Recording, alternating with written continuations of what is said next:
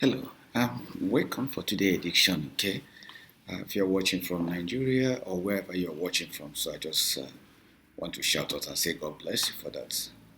Today, I would like to discuss a very important issue that has been going on in Nigeria. So these few days, I've been getting some emails from various people in Nigeria asking me to talk about the rape issue that is going on in Nigeria.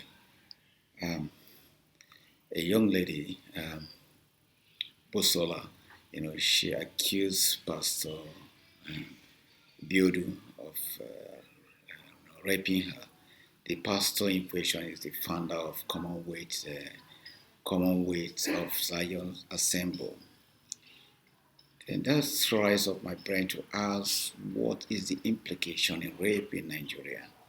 You know, um, it's a very sensitive topic that's needed attention from all sides of politics. It's not only about discussing with celebrities or people going out to protest. It's something that Nigerian people have to be very aware of. What was the constitution is all about? What did the constitution of Nigeria said? You know, you may understand that in was it in 2012 or 2013, then President Goodluck Jonathan applied for push a bill to the Senate to legislate that women there should be a limit, should be an age limit for women to get married, to start getting married. We should protect the minor. But the northern leaders refused to sign the bill. The bill was signed that they proposed that at the age of 15, that that's the age of consent, so ladies can be able to marry if they wish to. But the northern leaders, they refused because in the northern side of Nigeria, a lady can be married at the age of 9, which means the first time they got out here, breast symbol or have their menstruation, they can actually be legally married to their people. That's another issue. So the Nigerian constitution is not really clear on what age is the consent age. And meanwhile, Nigeria is a federal republic that most of the law that applies cannot apply in certain region, will not apply in other region. So the Nigerian constitution will allow each law to apply in all places. So in this way, that's if you apply in the north, you should be applying the south, you should be applying the west, you should apply in the east. So what we are saying is that the law is not really clear. Why there is a provision? There is actually provision for rape. Yes, there is a very provision for that. But we want to be sure what ways are we taking. So coming back to the question that they sent me and the email I'm getting, they ask, what do you think for a pastor to get involved in a rape issue? Sincerely speaking, rape have been a very strong issue in Nigerian Christian churches, mostly the megachurch pastors. That is very hard for you to prosecute them. One is that most of them has the political leaders attending their churches or that use them to win their elections. So they may try to stop you from persecuting them. Two is Nigeria is maybe it's very hard when you are not rich to persecute the poor one. So for you, getting justice, it will be very hard for you. In saying that, we have to look broadly what happened in this case. The lady in question, Bosola, wanted to be sure if she have made a formal police complaint against this pastor, and what level have the police gone, or is there any investigation that has gone through this accusation? Because I must give her credit for coming out and speaking up, and give everyone that went to campaign credit to for doing so, because it's not easy. Remember, a lot of people have accused what they call it they accuse Suleiman, they accuse TB Joshua, but they have not bought such a morale to come out and campaign against those people. So I must give them credit. That tells you that people are waking up in Nigeria. So Now we ask, what complaint have you done? Is the police taking those things into account? Have police investigate or call this guy into question to question him about the allegation, or invite him by DSS to ask him about the allegation? If those have taken place, then what stage have they? So, but if it have not taken place, I encourage her to make such a report if she's serious, if she know that what she's saying is true. Remember that you cannot conclude until somebody is found guilty. So at this moment, we just say it's an allegation, okay? So we should not literally, throw stones on the pastor by, concluding our own level. You need to allow the justice system to take place.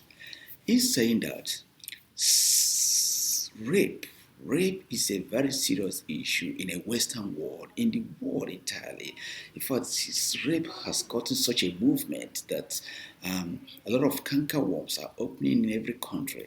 You may understand that last year, and earlier this year, the priest, Cardinal George, was a Catholic priest. He's a guardian in Pope cabinet. The Australian government literally have to request for him to come back, and he came back. He was jailed for what should I say, pedophile or sexual penetration without consent, or with sexual penetration of a minor. So, like what we are seeing here, the lady claimed to be 14 years old when this happened. So it's a minor. In Australia here, the age of consent is 14 years. I know many countries the same. What should I say, pedophile or sexual penetration without consent, or with sexual penetration of a minor. So, like what we are seeing here, although France tried was it 2 years ago to push it back, maybe age of consent should be 30 years old, which no, it didn't cross Parliament. They threw away the bill. Um, in this case, so this pastor should be, called into by police or by DSL to ask patient what happened, and they can do the necessary investigation, interrogate the lady. They have a lot of ways to find out and make sure that what she's saying is true. People that are saying that she should move on, it's not easy when you face such a traumatized experience. To myself, I wonder what lady will go through by being sexually molested or being raped. It's very hard thing to go through too, and we don't support that in any way. Meanwhile, men of God are being encouraged to take care of families and be their spiritual leaders, not to be people that they will be scared to go to. So I'm just kind of wondering, what are we going to? You may not understand that Christianity in Nigeria is actually declining, because people are actually moving away from Christianity. The Christianity in Nigeria have lost their taste.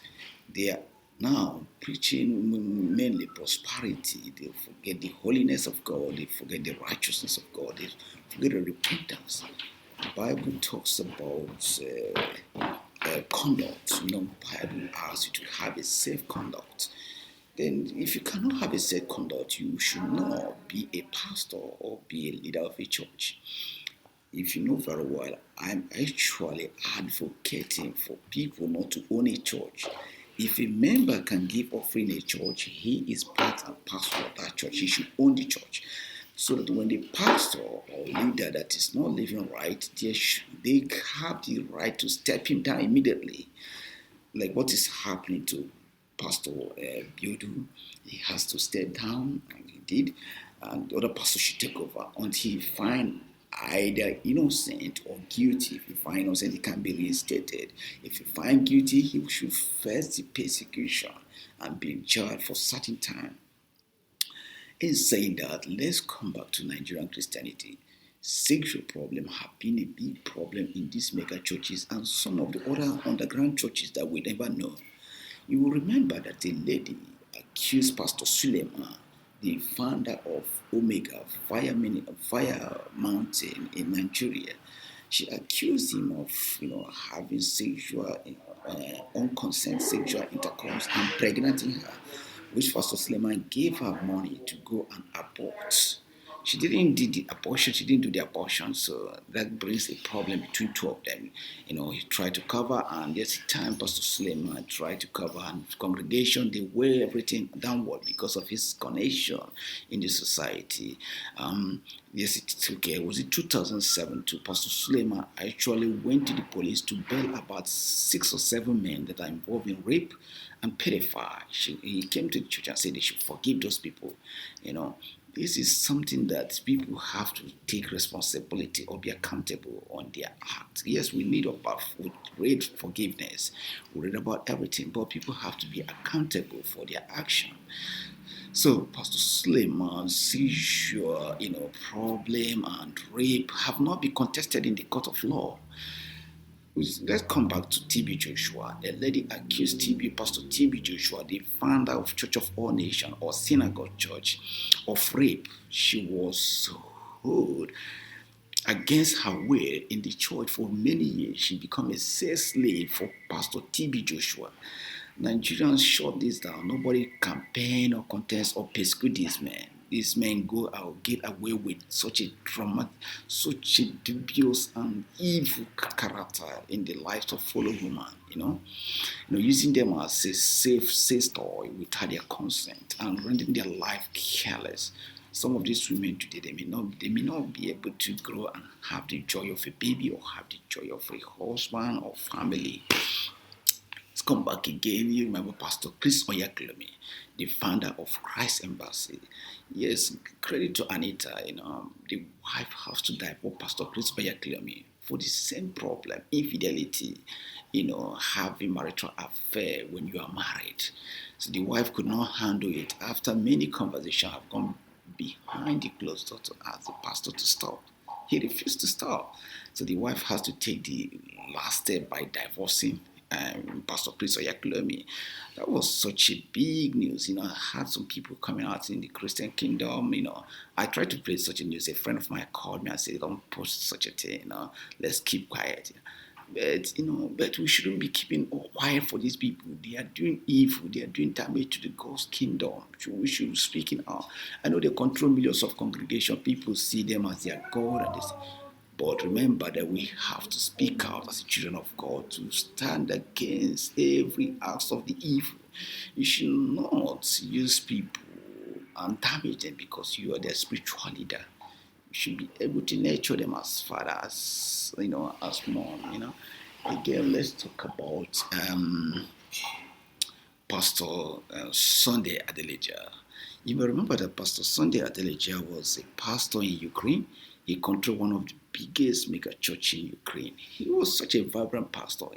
If you go to some of his biographies, Pastor Sunday Adeleja was invited by Ben Clinton, was invited by UN, United Nations for advice. A lot of things they give to Pastor Sunday to come and speak as a spiritual leader. People were so happy to see such a man that's changing lives, not only in Ukraine but in Central Europe.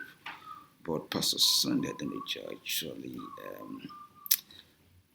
abused such a privilege. He was caught in sexual scandal, and not only one but about 20 women comes to the congregation to complain that they were sexually abused or sexually raped by Pastor Sunday Adeleja. Pastor Sunday Adeleja was called to action. He apologized and end of the day claimed that it's Satan's job or something like that. Was that work? No, it didn't work. They asked me, okay, you seek counsel, step down from the pulpit and we'll see how we go. Being Ukraine and Russia being a very conservative or communist country, they don't want to expose such a big thing because it sounds like a big slap to them. So they give him that option. Pastor Sunday Adeleja took 6 months off. Then he came back. He didn't even serve the whole year. He came back he wanted to stay. So for them not to keep dragging that, because it's kind of dragging the Church of God into mud, the congregation of that church today is maybe 30% lesser. People have gone because they find out that what he's preaching is just a fairy tale. It's not what they expect from man of God. Then this Pastor Sunday Adeleja have literally killed off that church today. It's not working. And sometimes you see him online talking rubbish, sometimes it makes sense. So that's another thing. Then you remember there's a Nigerian pastor in South Africa, Tim Omotoso. Tim Omotoso was accused of raping a 14 years old girl in South Africa. Today he's facing persecution. He'll be jailed soon. He'll be jailed soon. He'll probably be facing probably 10 years or 14 years of prison term in South Africa. He's a pastor that controls a megachurch that controls a lot of people. At the end of the day, you find him in such a situation. Tim today, the whole of his congregation is ashamed and we are heartbroken for such an act of man they look up to as a man of God. Okay, you may remember again, we have a pastor again, Pastor Prince Will Basel. So Nigerian government tried to give example to that pastor. He was jailed recently for 12 years for impregnating a 14 years old girl. He's a pastor in Port Harcourt. He managed one of the church in Port Harcourt, if I can remember. If I can Google one of his church, he managed in Port Harcourt. But to Tim was given 12 years for his character in doing some things, to pregnant a 14 years old girl, which is very, very wrong. Watch, what happened? What happened with these men? Why are they behaving this way? Why should we keep quiet? Why can't we speak against them? Why are they bringing shame in the house of God? Why can't they handle themselves? We begin to ask ourselves, is that only to protest? I want to say that we should hold the Church of God accountable. To hold them accountable is very important for children of God to progress. You watch these people, they are not just single men, they are married men. They are married men. Pastor Chris Oyekemi is married when he's committed such a thing. Pastor Johnson Suleiman is married. He went and pregnant a lady outside marriage. We have a pastor again in Abuja.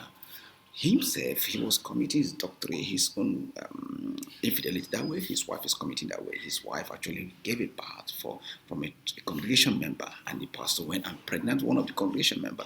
They actually came back, was it last year? They came and split in front of the church. The church was so disappointed. These are not just little churches, I'm saying. They are mega churches that control thousands or millions of people's lives. That came every day, preach grace, preach prosperity, preach for you to give them your tithe, only for them to be disappointing you, going back doors and doing things that we least expect from them. What is the problem of these men? These men are not only unfaithful to God, they are also unfaithful to their partner, that they made a vow the day they married, that only they do us apart. I will always love you. They break their marriage vow with God. They break the vow they made with God, with the church. They betray millions of congregation members. These people do not deserve our empathy. They deserve to face the full justice. They deserve that their church should be shut down. They deserve to face the agony of law. And I'm calling on international Christian congregation that if these men happen to travel to your country, that people should protest and they should not let them in because they are not doing good to the Christ kingdom. I understand that Ben Huey is kind of inclining with Pastor Chris Oyekemi. I question Ben Huey's belief. Did he believe that it's good for Pastor Chris Oyekemi to cheat on his wife and be let and still let in the kingdom? I understand that the Nigerians in Nigeria has limited power on these men that call themselves men and women of God, that have all this sexual rape tag on their neck without confessing, without doing the right thing, and carrying Bible to deceive people, collecting money from them. I have a lot of questions to ask in our Christian kingdom. You know me very well. I'm against pastors using the house of God to do things that they're not supposed to do. We give them respect because they're man of God. We don't want them to be using that privilege to be doing evil upon evil. Rape is a big offense, just like other offenses. If you're a pastor, you think that you have a sexual urge problem, you seek counsel, step down from that pulpit and get yourself fixed. Word of God talks about conduct. That conduct is what we expected from you as a man of God. We look onto government, we call on to government to make sure that they investigate all these rape charges. Make sure you call TB Joshua to action. You make sure you call um, Pastor Johnson Suleiman to action. And make sure a lot of other pastors that have been involved in this serious scandal. Should I say, I will not limit it to just Pentecostal pastors. Let's go to Catholic too, because Catholic are having problem too. We have to investigate all these people and make sure those people that we put there, call the men of God, they are what they are. Again, I'll use the opportunity to call the government to regulate these mega churches. They must have their inputs being showed for before they will be allowed to flood those their caches, they flood everywhere. If you're a pastor, I advise you, there's a lot of local government that you can use your money to build good roads, schools for. Stop looking at government and do the right things. And I give credit for all the ladies and all the gentlemen and all the men of God that stand up against this rape and begin to question these pastors. They question their mentality and question their spirituality by preaching on that thing and getting engaged on that thing. Not that they are only not faithful for the churches, they are actually breaking the vow they made before their marriage. How serious did they take the word of God? If you are siding the pastors, why would you do that? Why will you do that? I know that they are not yet proven guilty, which makes me to relax some of my, statement about them. So we have to ensure that these people goes to the police and the prosecution takes, the right way. And when they speak, we can be able to relax and say, okay, well, this guy, you're found guilty of this. Now the church should start recovering. They should strip them up the title, and they should not own the church. The church should go back to the people. People should be able to own each and every church in Nigeria. If you collect tithe from your congregation, congregation should own the church. The church should not belong to you. I pray again and I ask God to help us, help the rightful believers, guide us, lead us through the righteous way, and we will serve you and serve you alone, without using you for our own selfish and evil gain. Praise God and God bless you. Beloved way. Thank you.